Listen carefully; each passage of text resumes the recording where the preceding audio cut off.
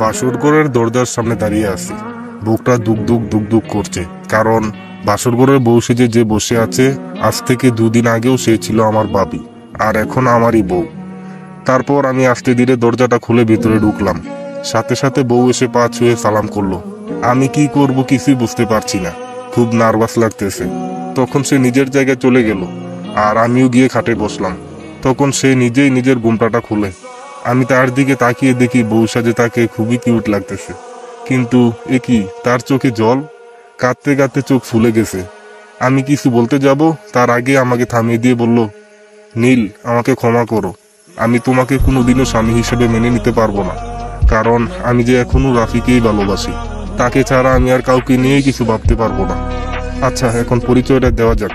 আমি কাব্য আহমেদ নীল, আর রাফি হলো আমার বড় ভাই, যে কিনা প্রায় 2 মাস আগে রোড অ্যাক্সিডেন্টে মারা গেছে। আর মীরা আগে আমার ভাবি ছিল, আর এখন আমার বউ।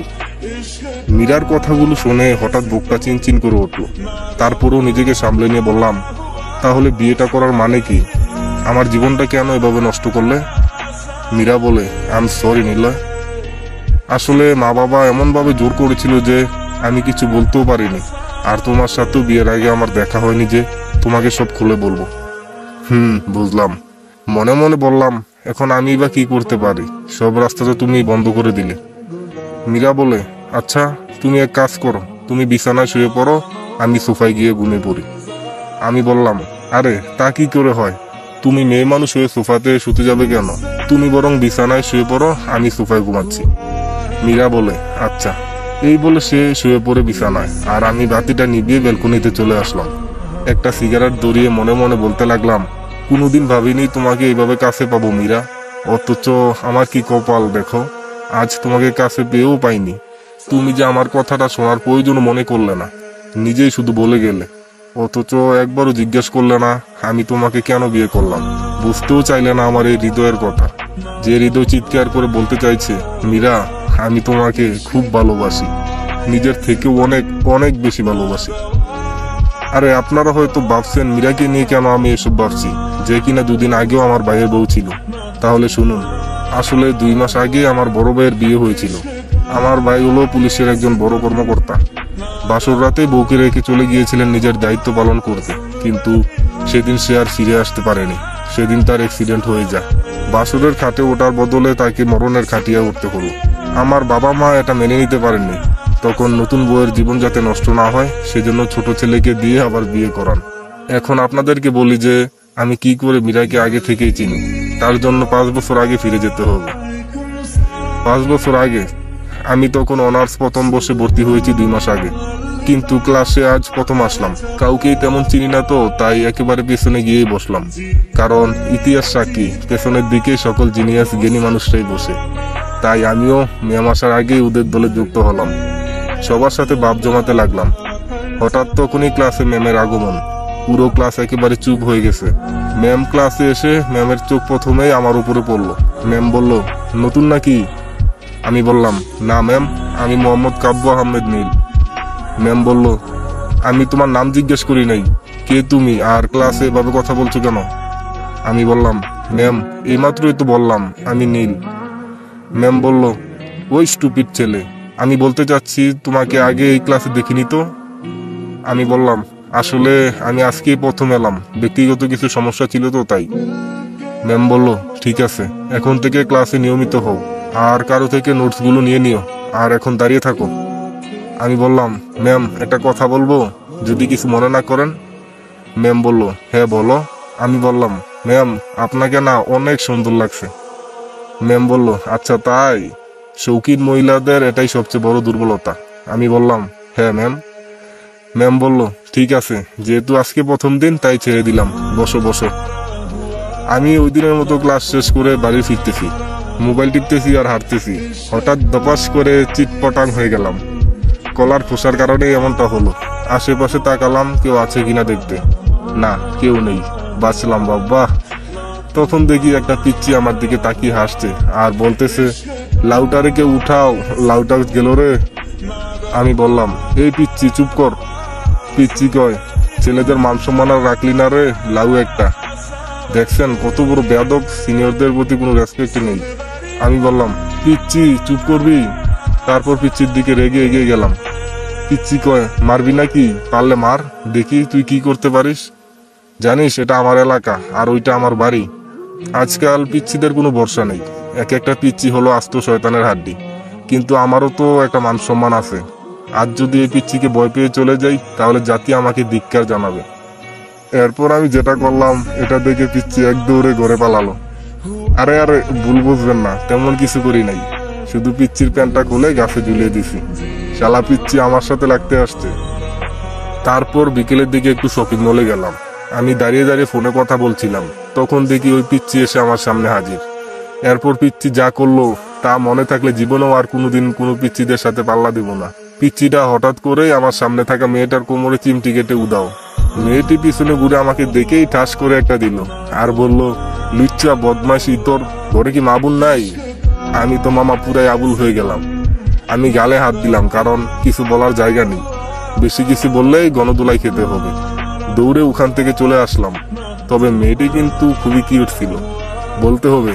হাতেও ভালোই জোর আছে, এখনো গালটা টনটন করছে। এরপর দিন কলেজে গিয়ে বন্ধুদের সাথে আড্ডা দিচ্ছিলাম, তখন কে যেন পিছন থেকে ডাক দিল, এই যে হ্যালো, শুনছেন? আমি গার্লফ্রেন্ডের পিছনের দিকে তাকিয়েই ভয় পেয়ে 2 পা পিছিয়ে গেলাম। হে আল্লাহ, এটা তো গতকালকের সেই মেয়েটা।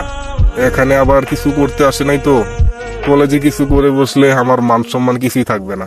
এরপর মেয়েটা কিছু বলার আগে আমি বলে উঠলাম, দেখুন ওই দিন যা হয়েছে আমি কিছুই করি নাই, সবকিছু একটা বদ পিচ্ছি করেছে। মেয়েটা বলল, আরে না না, আসলে ওই দিনকার জন্য আমি সরি। আমার বান্ধবী সব দেখেছিল। পরে ও বলল ওই পিচ্ছির কথা। আমি বললাম, আচ্ছা ব্যাপার না। আর মিস, সরি, আপনার নামটা? মেয়েটা বলল, আমার নাম শামিমা আফরিন মীরা। আপনার? আমি বললাম, আমার নাম নীল, কাব্য আহমেদ নীল। আচ্ছা একটা কথা বলবো? মেয়েটা বলল, জি বলুন, কি বলবেন? আমি বললাম, আপনি দেখতে মাশাআল্লাহ অনেক সুন্দরী, আর আমি আপনাকে প্রথম দেখাতেই প্রেমে পড়ে গিয়েছিলাম। আই লাভ ইউ মীরা, এক নিঃশ্বাসে বলে ফেললাম। মেয়েটা বড় বড় চোখ করে আমার দিকে তাকিয়ে বলল, তোর তো সাহস কম না? জানিস আমি কে? আমার বাবা জানতে পারলে তোকে এক্ষুনি জেলে পুরবে। আমি বললাম, দেখো মীরা, তুমি কে, তোমার বাবা কি করে এবং উনি কে, তাতে আমার কিছু যায় আসে না। আমি আমার জবাব চাই। এই নে জবাব। এই বলে আমার 2 গালে 2টা থাপ্পড় মেরে তারপর ওখান থেকে চলে গেল। ওই দিন থেকে আমি সারাক্ষণ মীরার পিছনে লেগেই ছিলাম, কিন্তু ওর কাছে প্রতিবারই রিজেক্ট হয়েছি, প্লাস অপমানিতও হয়েছি। তাতে কি, আমি মীরাকে ভালোবাসি তো। এভাবেই কেটে গেল 4টা বছর। আজকে কলেজের শেষ দিন। আমি ভাবলাম আজকে মীরাকে রাজি করাতে হবে। আমি মীরার জন্য অপেক্ষা করতে লাগলাম। একটু পরেই দেখলাম মীরা একটা ক্লাসরুম থেকে বেরিয়ে এলো। তখন আমি এক তোড়া গোলাপ ফুল নিয়ে মীরার সামনে যাই আর হাঁটু গেড়ে বসে ফুলগুলো এগিয়ে দিয়ে বললাম, মীরা, হবে কি আমার সারা জীবনের সাথী? হবে কি আমার সকালবেলার পাখি? হবে কি আমার বৃষ্টিতে ভেজার সাথী? ধরবে কি আমার হাত? আমার হৃদয়ের গহীনে গড়বে কি তোমার ভালোবাসার বাড়ি? জানি না সারা জীবন তোমাকে খুশি রাখতে পারবো কিনা, তবে এটা বলতে পারি, মরণের আগ পর্যন্ত তোমার হাতটা ছাড়বো না। I love you Meera, I love you so much. Please আজকে অন্তত ফিরিয়ে দিও না। আমি তোমাকে সত্যি অনেক ভালোবেসে ফেলেছি, সেজন্যই তো এত কিছুর পরও তোমার পিছনে পড়ে আছি। মীরা কিছুক্ষণ একদৃষ্টিতে আমার দিকে তাকিয়ে থেকে বলল, সরি নীল, এটা সম্ভব না। আমি তোমাকে ভালোবাসি না। আমি কেন জানি মীরার থেকে এই শব্দটা আজকে নিতে পারছি না। তাই হঠাৎ আমি মীরার হাত ধরে ফেললাম আর বলতে লাগলাম, মীরা দেখো, এমন করো না। আমি সত্যি তোমাকে অনেক ভালোবাসি। মীরা আমার থেকে হাতটা ছাড়াতে চাইছে, কিন্তু আমি ছাড়ছি না দেখে ঠাস করে একটা চর বসিয়ে দেয় আমার গালে, আর হাতটা টান দিয়ে ছাড়িয়ে নিয়ে বলতে লাগলো, নীল, তোমাকে কতবার বলবো যে আমি তোমাকে ভালোবাসি না, বাসি না। আসলে আমারই ভুল হয়েছে। আমার তোমাকে এতদিন একটা কথা বলে দেওয়ার দরকার ছিল। শোনো নীল, আমি তোমাকে কষ্ট দিতে চাই না, কিন্তু এটাই সত্যি যে আমি অন্য একজনকে ভালোবাসি, আর তার সাথে আমার রিলেশন হয়েছে আমার কলেজ লাইফের শুরু থেকে। আমরা একে অপরকে অনেক বেশি ভালোবাসি। তাই প্লিজ তুমি আর এভাবে আমার পিছু করো না। আমি মীরার মুখে কথাগুলো শুনে আমার চোখ দিয়ে জল পড়তে লাগলো। জীবনে প্রথম কাউকে ভালোবাসলাম, নিজের সবটুকুই তার নামে করে দিয়েছিলাম, আর আজ বলছে সে নাকি অন্য কাউকে ভালোবাসে। আমি দাঁড়িয়ে পড়লাম ওখানে, মাথা নিচু করে আছি, চোখ বেয়ে বেয়ে শুধু জল পড়ছে। তখন আমি খুবই নরমভাবে মীরাকে বললাম, আমি যখন এতদিন তোমার পিছে পড়েছিলাম, কই তখন তো কিছুই বলোনি। তুমি আমাকে যদি প্রথমেই বলে দিতে যে তোমার রিলেশন আছে, তাহলে আমি এতদিন বেহায়ার মতো তোমার পিছন পিছন ঘুরঘুর করতাম না। আর আমি তো ভেবেছিলাম তুমিও হয়তো আমাকে পছন্দ করো, কিন্তু সেটা হয়তো প্রকাশ করছো না। আমার খুব কষ্ট হচ্ছিল, তাই নিজের ভেতরের আবেগটা বেশিক্ষণ ধরে রাখতে পারলাম না। তখন আমি চেঁচিয়ে বলে উঠলাম, মীরা, কেন করলে তুমি আমার সাথে এরকম? কেন আমাকে প্রথমে বলে দাওনি? তাহলে আজকে আমার এতটা কষ্ট পেতে হতো না। এবার কলেজে সবাই আমার উঁচু গলা শুনে আমাদের দিকে তাকিয়ে আছে, সবার চোখে বিস্ময়। হ্যাঁ, হয়তো আমি একটু বেশি রিয়েক্ট করে ফেলেছি। আর ওইদিকে মীরা আমার আচরণে খুবই অবাক হয়ে গেছে। তখন সে বলল, নীল, আমি সেটার জন্য আন্তরিকভাবে দুঃখিত, সরি। আর পারলে এর জন্য আমাকে ক্ষমা করে দিও। আর প্লিজ আমার পিছনে আর পড়ে থেকো না, এতে আমাদের দুজনেরই ভালো হবে। এই মুহূর্তে মীরার আর কোনো কথাই আমার শুনতে ইচ্ছে করছিল না, তাই ফুলগুলো জোর করে ওর হাতে ধরিয়ে দিয়ে বাইক নিয়ে দ্রুত কলেজ থেকে চলে আসলাম। আমার সামনে সবকিছুই যেন ঝাপসা হয়ে যাচ্ছে, তাই কিছুক্ষণ গিয়েই বাইকটা সাইড করে দাঁড়িয়ে পড়লাম। কি হলো? আমার এত কষ্ট হচ্ছে কেন? মীরা তো আমাকে কোনোদিনও ভালোবাসেনি, এমনকি আমার সাথে ভালো করে কখনো কথাই বলেনি। আমার ভালোবাসাটা তো একতরফা ছিল, আমি নিজে থেকেই ওকে ভালোবেসে গিয়েছিলাম। আর এখন তো মীরা বলেই দিয়েছে সে আমাকে ভালোবাসে না, অন্য কাউকে ভালোবাসে। তাহলে এখন আমার এত কষ্ট পাওয়ার কি আছে? জানি না কতক্ষণ এভাবে মনের ভেতর যুক্তি আর পাল্টা যুক্তি চললো। হঠাৎ আমার ফোনটা বেজে উঠলো। রিসিভ করতে মা বলে উঠলো, হ্যালো নীল। আমি বললাম, জি মা, বলো। মা বলল, কই তুই? আমি বললাম, এই তো মা, রাস্তায় আছি, আসছি। মা বলল, আচ্ছা তাড়াতাড়ি আয়, আগামীকাল তোর ভাইয়া বাসায় ফিরবে। আর বাসায় অনেক কাজ পড়ে আছে, তোর বাবাও তো ব্যবসার কাজে বাইরে আছে, তাই বাজার সদাই সব তোকেই করতে হবে। আম্মুর কথা শুনে আমি আর কোনো সময় নষ্ট না করে বাড়ি ফিরলাম। ফ্রেশ হয়ে বিছানায় গা এলিয়ে দিলাম, কিন্তু এখনো আমার মন থেকে কিছুতেই মীরাকে বের করতে পারছি না। কতটা মায়াবী মেয়েটা, এত কিছুর পরও তার কথায় ভেবে যাচ্ছি। মীরার কথা ভাবতে ভাবতে কখন যে ঘুমিয়ে পড়লাম বুঝতেও পারিনি। রাত্রে ঘুম ভাঙতেই দেখি মা আমার পাশে বসে আমাকে ওঠার জন্য ধাক্কাধাক্কি করছে। আমি উঠে বসতেই মা বলল, কি রে, তোর হয়েছেটা কি? তুই তো কখনো এ সময় ঘুমাস না, আর চোখ মুখের কি অবস্থা করেছিস? তুই কি কাঁদছিলি নাকি? আমি বললাম, কি সব বলছো মা? আরে ঘুমের কারণে হয়তো চোখের এমন অবস্থা হয়ে গেছে, চোখে মুখে পানি দিলেই সব ঠিক হয়ে যাবে। মা বলল, আচ্ছা ঠিক আছে, এখন তাড়াতাড়ি ফ্রেশ হয়ে নিচে আয়, ডাইনিং টেবিলে তোর ভাইয়া বসে আছে, তোর জন্য অপেক্ষা করছে। আমি বললাম, কি, ভাইয়া কখন ফিরলো?